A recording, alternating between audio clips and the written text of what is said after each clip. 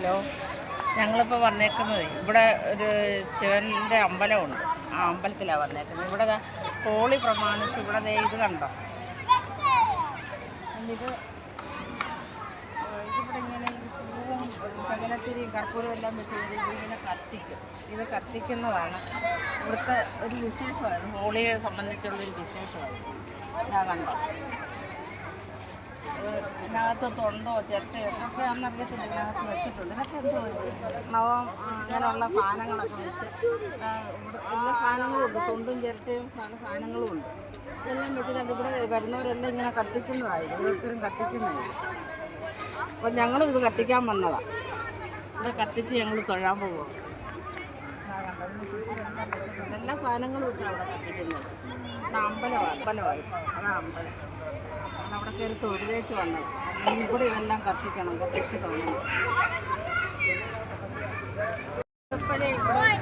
ഇവിടെ ഞങ്ങൾ ഇതിന് ചുറ്റും ഇങ്ങനെ 3 വലത്ത് വെച്ചിട്ട് ഇത് ഇവിടെ മൂന്നാമത്തെ പ്രാവശ്യം ഇവിടെ വന്ന് ഇത് വിളക്ക് കത്തിച്ചിട്ട് ഈ തീർത്ഥം ഇവിടെ ഇതെല്ലാം ഒഴിച്ച് കത്തിക്കും. അതാണ് ഇവിടുത്തെ ആചാരം എന്ന് പറയുന്നത്. അതുകൊണ്ട് സൂറത്തിലെ ഒരു ക്ഷേത്രമായത്. 3 വലത്ത് വെക്കാം.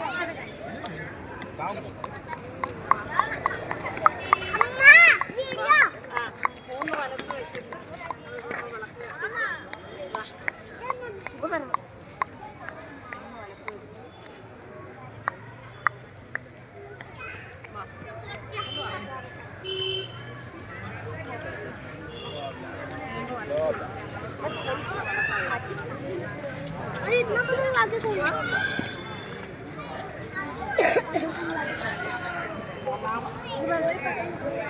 മൂന്നാമത്തെ വലത്തായി.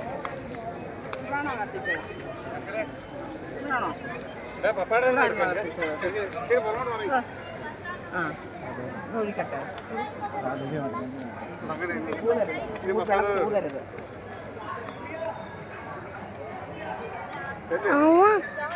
എന്താണ്